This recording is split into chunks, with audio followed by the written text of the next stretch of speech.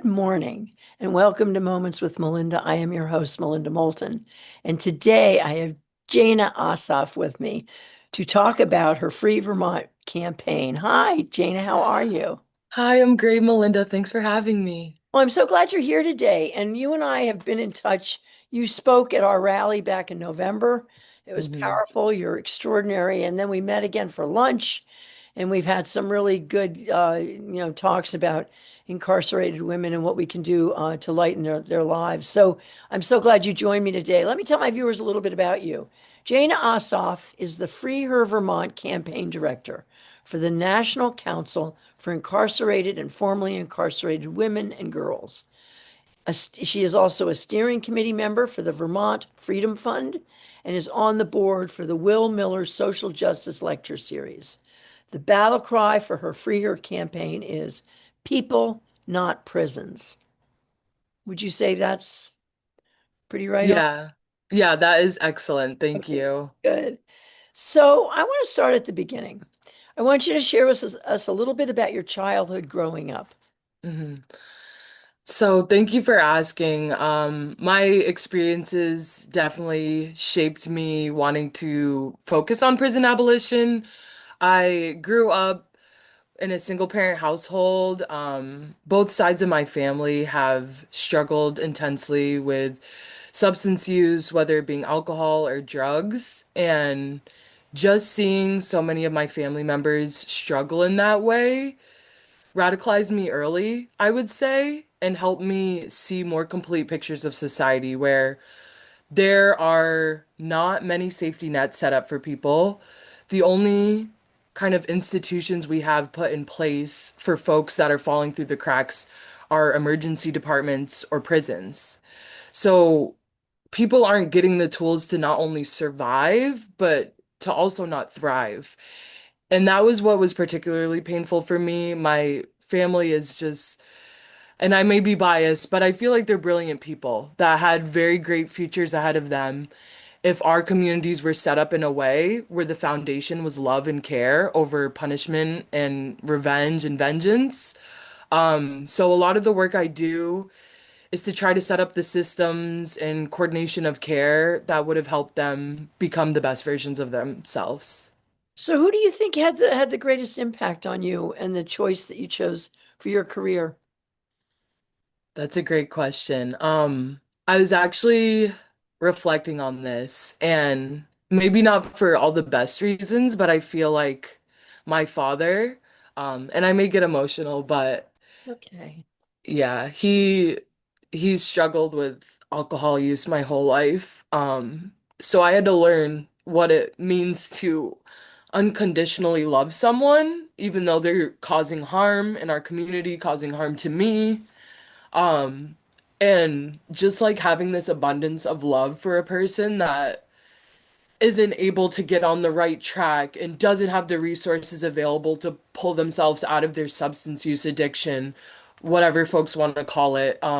It's created like a painful place in my heart, I'll say, and kind of fueled me to try to find alternatives for him that aren't just like prisons or emergency departments. So, Is your dad still alive? yeah, but he's still drinking He still struggles. heavily. Well, Yeah. just to share with you, and my viewers, my mother was an alcoholic. She died at 40 and I was 12. Oh So my I God. can totally, relate to what you're talking about. And I've been a teetotaler for probably most of my adult life. Uh, hmm as a result, not all of it, which which always got me in trouble, but most of it.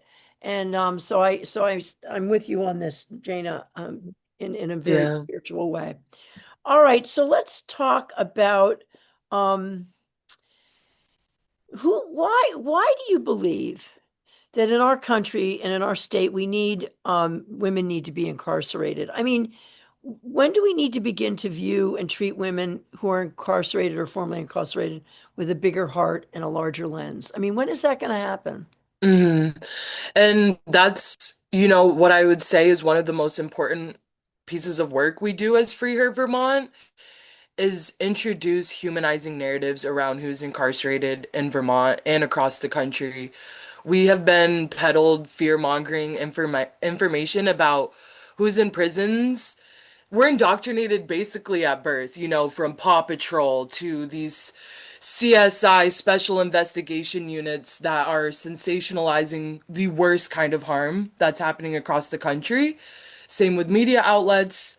So people's natural perception of crime is that high levels of harm is happening everywhere all the time, which in actuality, it's a very small percentage happening. And when we dig into who's actually in prison, a majority of time they're either struggling in poverty, struggling with substance use, struggling with mental illness, or a combination of all three, or a combination of two.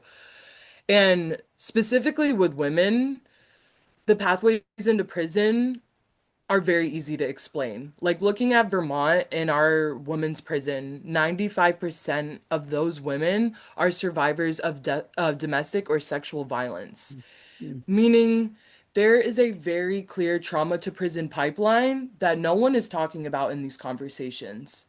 And looking even further, like in California, they have this extremely disturbing statistic that 70% of their prison population consists of people who are in foster care. Mm. So when you start looking at these data pieces, you start to see that the real picture here is that people that end up in prison are folks that do not have access to supports, do not have family, have been traumatized and victimized at very young ages. There were no interventions, so they were just put in situations where the kind of harm they were able to commit is escalated because they've had to be in situations to protect themselves, or they were being human trafficked, or the list goes on. So I guess the most important thing I would say is to remember the people in prisons are victims usually 10 out of 10 times themselves, and to not forget that no one wakes up wanting to be violent. That Yeah. usually people's introduction to violent is someone committing it to them. And trauma. So I know Mhm. that you've spoken out against the new prison. How far are you along with that? Is this thing a fait accompli? Is it done? Is it a done deal? Or are you still out there fighting against the new prison? I would say we still have many possible angles. I don't want to give out all our secret tactics, but there are multiple points of intervention we've identified to slow down this prison project. And usually bureaucracy is not an organizer's best friend, but in this case it is. The Department of Corrections has to request a zoning request change in Essex. It's currently not zoned to build prisons, and that's where they're looking at two possible sites for this replacement women's prison.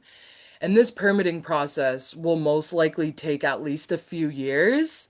So right now we are focusing on the very local Essex Planning Commission and trying to let them know why this is not a good idea. They don't have the power to kill the project. What they do is they send a recommendation to the select board, but we're just doing the preliminary steps to make sure that recommendation is a no. So when we go to the select board, our work isn't as intense, but yes, we have a few ideas up our sleeve and we're Good for very you. excited. Yeah. For you. So I understand the main prison model that Vermont Mhm. aims to mimic is being dismantled. I mean, don't you think it's ridiculous if Vermont would be looking at a system that's being, demolished? Talk to us about that. Yeah, so we have sisters on the ground in Maine who were formerly incarcerated in this prison, and I think it was an op-ed from last year I put out. I have a quote from the executive director, Linda Smalls, of she's sister Reentry Sisters, sorry, Reentry Sisters. And she was talking about how a number of the staff that were putting in these gender responsive reforms have been fired. Like a lot of the things are just reverting back to the status quo. And when Chittenden Regional Correctional Facility, our Vermont women's prison, was first being proposed in 1974, we saw this kind of similar rhetoric. It's going to be the most progressive prison in the country. It's going to be a community model without walls.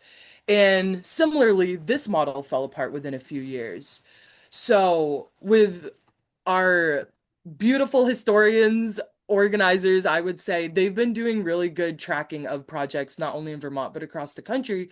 And this is just honestly the MO of state governments, of the Department of Corrections, to be touting these prison projects as something they're not, to be trying to say, like, oh, we are going to be on the forefront of change for corrections. Like, this is it. This is the most progressive model. Um, and that's just dangerous for many reasons. We see them almost trying to rebrand incarceration as a source of care and like they are taking resources from community and putting them into like substance use programming behind bars, job preparation behind bars, which, in theory is good, but also creates a dangerous situation where people have to become criminalized to receive care. They need felony records or they need to be in on misdemeanors just to receive substance use care for the first time or mental health care, which we don't agree with. And sorry if I strayed too off of No, your no, question there. no, that Okay. was so well done. So my next Okay. question falls right in there. There's two of them. How should Vermont be looking at housing women who are now being incarcerated? And is there a more humane way to look at women in prison? I mean, how do we lift them up and help them to move through the stigma of trauma? Yes. So I would say the first thing is we have really innovative alternatives available at our fingertips here in Vermont. I'm not sure if folks are familiar with Pathways Vermont or Jenna's Promise, but they have, oh my gosh, I just have to put this out here. Everyone needs to go down to Jenna's Promise. I left that place in tears because it just filled me with so much inspiration and hope for the future. So I'll start with them. They So look at, I just want to share with you that they've asked me to speak in September.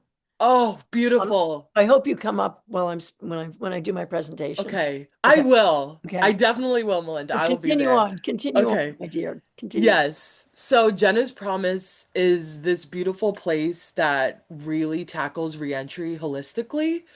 It's in Johnson, and they have three-tiered levels of housing. And another beautiful aspect of their reentry is they know healing isn't linear. So you can move up or down depending on what your needs are, depending on what your circumstances are. So, yes, three-tiered housing options based on the kind of support you need. In addition, they have on-site, they own a few local businesses. There's a coffee shop, they do coffee distribution, and then they have like a recycled furniture store. And women can actually gain experience working in these shops. Another beautiful aspect is they know not everyone wants to do this. So they'll match you with people in the trade you want to gain experience in, whether you want to be a teacher or a hairstylist. They match you with people to help you learn these skills. And then they have a community center, they have a gym, there's yoga. They understand that you have to engage a human's mind, soul, heart to really get them out of the trauma that led to incarceration. So, right away, our volunteers, if we had a Jenna's Promise in every county, we wouldn't need prisons in Oh, our, I think they would like to see that. yeah. Think Jenna's Promise would like to do. Well, why isn't the state of Vermont adopting that type of program and funding the opportunity? Because I don't know what it costs for every woman who's behind bars, but it must Hmm. be close to 60 or $70,000 a year. So why wouldn't the state be adopting something like this program and instituting it? Hmm. So, yes, it is $95,000 per year to incarcerate a woman baseline. That excludes people who are pregnant, people who are elderly or chronically ill. Um, my feeling is, a lot of government, there's fear and there's not a radical imagination. And that's, I think, one of the most sinister aspects of capitalism. It's taken away our ability to dream and imagine and think about what else is possible besides all these ingrained institutions that have kind of been controlling us since the United States inception. So I would say, politicians move at the pace of their constituents. So we need this to be more of like a mainstream idea that their constituents are bought into. Right now, we have so many competing crises in Vermont that I feel our politicians don't think this is a priority. But if we so this new women's prison is going to cost $97 million. Oh, If if we build Jenna's promises across the state instead, think about how many resources will be freed up to use in education and housing support. And when so you count, oh, so how sorry, can yeah. we, I'm so, Yeah. I'm so excited. Yeah. I'm Yeah. tingling. Because my thought was always that we take over some of the colleges that are shutting down, them into this. Yes. And so this is so on key with where I'm at. How do we get into making this happen? I mean, what do my viewers need to do? How Hmm. do we create the human force to put this out in Hmm. front of our legislators? What can we do? That is a great question. So we've been starting to put the pressure. We're part of this interesting space called the DOC stakeholder meetings, where us, the Department of Corrections, contracted service providers, advocacy groups like the ACLU, actors from the judicial system, we're all kind of thrown in this space to grapple with the questions around the replacement prison. And so we testified to House Corrections about an update. And something I just entered into the conversation is, and maybe I should take a couple steps back here. Okay. So the prison construction project, right now they want 128 beds for a secure side, which is like the traditional prisons we think of, and then 30 beds for a reentry facility, which sounds good in theory, but they want the reentry facility to still be run by the Department of Corrections. Right now, we're trying to push for that reentry facility to be run by contracted partners like the Network Against Domestic Violence, Vermont Works for Women, Mercy Connections, those amazing folks that have been in the prison for decades. And we feel like this could create a very great opening for moving us away from incarceration if the state allows them to run that reentry facility. We study outcomes for 5 years. I think that would give politicians the, I guess, proof that alternatives work. And what folks can do to help us is write their legislators. I don't think the governor's listening to many of us, but if you want to reach out to the governor, please do. But I would say write your legislators, say, hey, these are conversations that, as your constituent, I would like you to be having. Please engage human services. Please engage House Judiciary. Because that's another issue is our state legislature is so siloed that we're not able to get the right players in the room to think about what a just transition away from incarceration would look like. So, one, we need buy-in from politicians and we need appropriations. So We need Jana, funding. so on your website, and tell our viewers what website they should go to, but do you have templates of what people can write or information for people on how to keep pushing this forward in state government? And what is the website that you would like my viewers to go to? Yes, you can visit us at nationalcouncil.us/Vermont. And let me just double Say it check the, again, so people national yeah, okay. Okay. It's actually the council.us/Vermont. That might be the council.us dot. /Vermont. So is there a gov in there? No, So it's just dot council US. dot us backslash Vermont. Okay. So Yes. council.us backslash Vermont to my viewers. And is there a place there where my viewers can be educated on how to, I'd love to sit down and work with you to write up an editorial on this. I think it's fascinating. But at the end of the day, is there a way for my viewers to learn or to garner some information on how they can get involved to move the needle on this? Yes, so the legislative session just ended, so we're updating some of our tools and scripts, but go back in like a couple days and at the bottom there will be a link for our action tool and also manual like Google Drive you can just go through and look at some language. Perfect. And also if you want, just feel free to email us at Vermont at the council.us, and I'm more than happy to meet with folks one-on-one to talk through this more.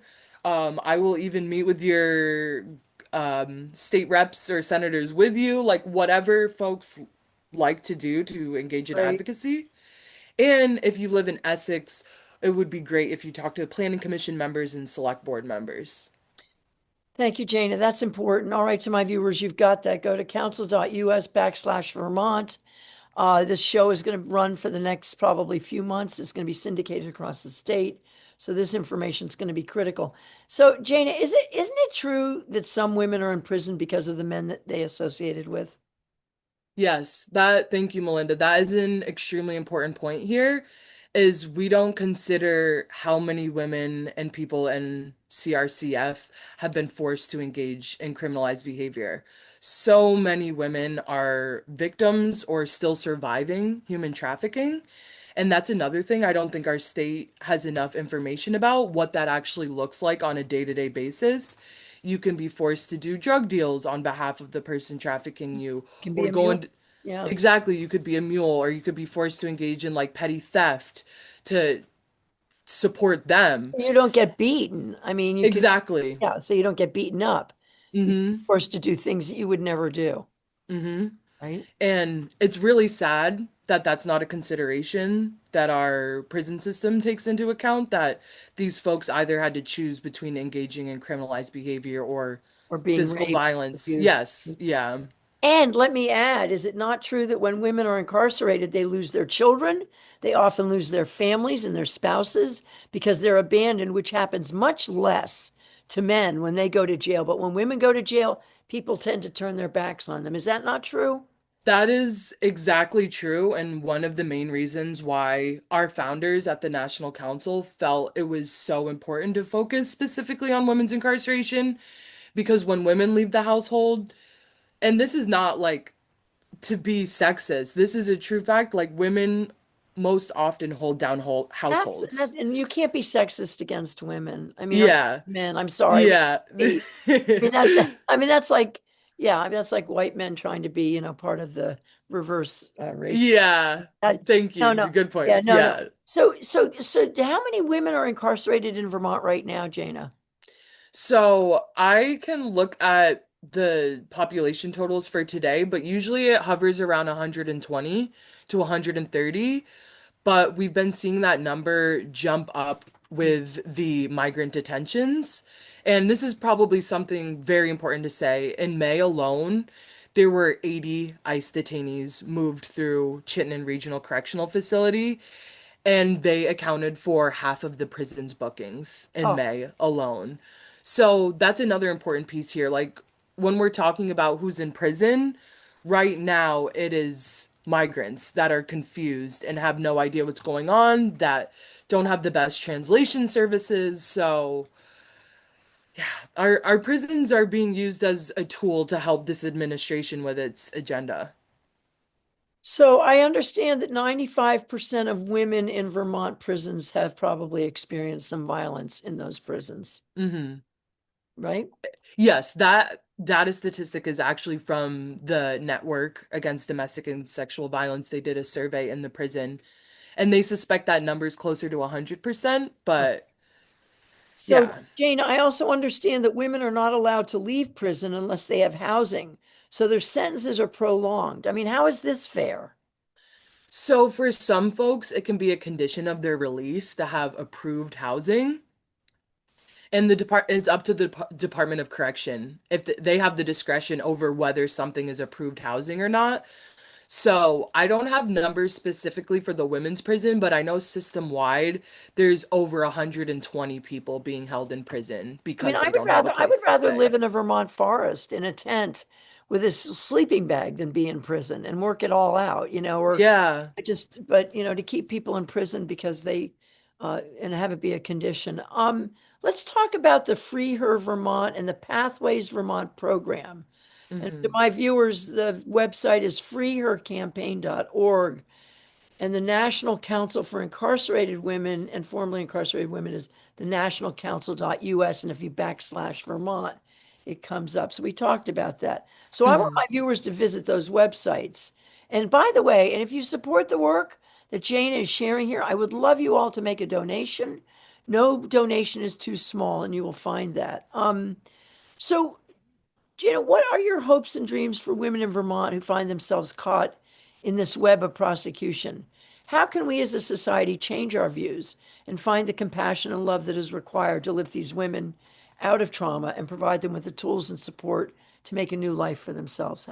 How do we, watching this Hmm. program, what can we do? And talk to us about what is being done. Hmm. Well, first I would say there's this great quote. I'm sorry, I don't know who it's from, but the first revolution is internal. So I would challenge everyone to start practicing abolition in their daily lives. And for us to live in a truly free world, we have to change how responsible we feel towards each other and the amount of love and care we give towards each other. So I would ask next time you walk past a woman or anyone, asking for money or someone in crisis, instead of ignoring them because it makes you uncomfortable, maybe go up to them, ask them what they need, or join an organization that's doing this direct support because we need much more capacity. We need a lot of people to step up as leaders. And a lot of the change we need happens from us changing the type of relationships we have with each other. So I would say, leading with love and getting involved is the first piece here. And then for folks that maybe have more access to power, like, do you own a business that can employ formerly incarcerated women? Do you have maybe the financial ability to give out scholarships for formerly incarcerated women to attend school? Do you have an extra house that maybe you can rent to them for no money or little to no money? There's a lot of ways we can all share our resources, whether that's emotional resources, material resources, to lift everybody up. Well, let's talk a little bit more about that. Because how do we shift to identifying a root cause approach that provides real change in women's lives to lift them up and out of the path of crime? I mean, as a society, I mean, right now, the whole thing in Burlington, Mm-hmm. where people are afraid to go into Burlington and, they feel that there's, too many people walking the streets that they don't want to Yeah. associate with. And I mean, I try to get into Burlington at least 3 or 4 times a week to support the businesses, but there is a stigma, and a lot of it has to do with mental health and substance abuse. Mm-hmm. So how do people get their heads around that rather than crossing the street and feeling, you know, whatever word you want to use when they see that, as opposed to wanting to put out a hand and help? I mean, how do Yeah. we teach humans to do that? Yeah, once again, that is some of the trickiest parts of our work is helping people unlearn this individualistic culture we've been ingrained into where we see suffering as a result of someone's own failings. And we need a reframe where when we see someone suffering, we have to understand that that's a societal failure, not an individual failure. And I know this is extremely hard work, but Mhm. for us, how we've started to tackle it is redefining what safety is and trying to name what creates illusions of safety versus true safety. These prisons where we can invisibilize people, where they're out of sight, out of mind, that isn't true safety. It's a temporary band-aid solution. But if we get folks engaged in substance use treatment, if we connect them with a caseworker and a therapist, that is a long-term solution that will actually lift people out of these circumstances and change downtown for the better. And I think that's the problem. We have these knee-jerk reactions to go to policing and prisons when we feel unsafe instead of funding communities.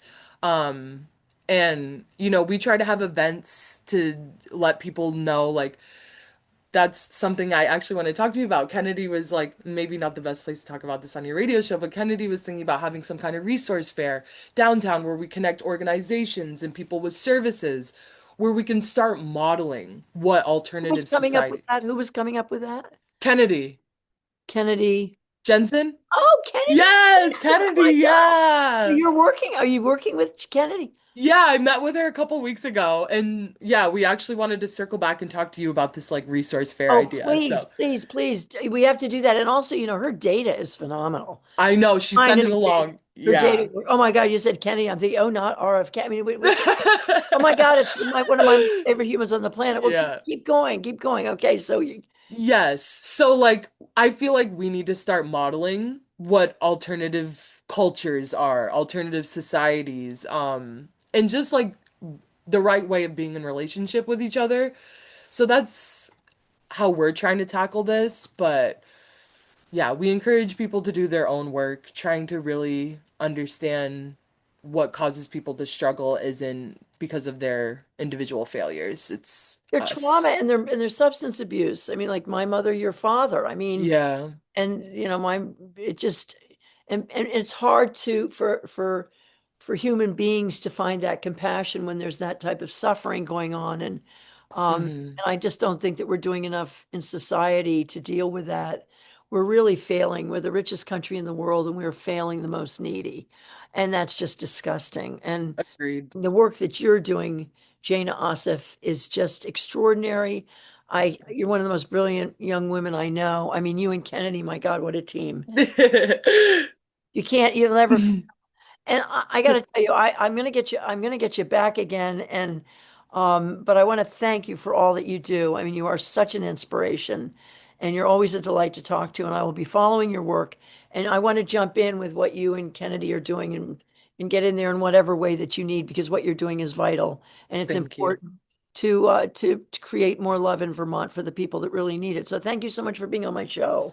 Thank you, Melinda. I appreciate you sharing your platform, and you've just been like great energy every time I see you, and it's great to be connected and in Thank you. community Well, with we're you. connected in a Yeah. big way. There's some kind of soul connection. And to my Yeah. beautiful viewers, I want to thank you for joining me and Jayna Asif today. And next time you walk down Church Street or you're in Burlington or wherever you are and you see someone sitting there on the street who's homeless, um, don't forget to say hello, how are you? And reach Hmm. out and give some beautiful energy. And whether you can give money or not, I don't know if that's in your heart, but at least acknowledge them as human beings and treat them with an open heart because they need that. And that will Hmm. make their day. So thank you for that. All right, my dear. We'll talk to you soon and we'll get you back on the show. And to my viewers, have a great day. It's sunny outside. It's almost summer, and I want you to get out there and enjoy Vermont. We'll be back soon with a new show. Thank you so much. Bye bye.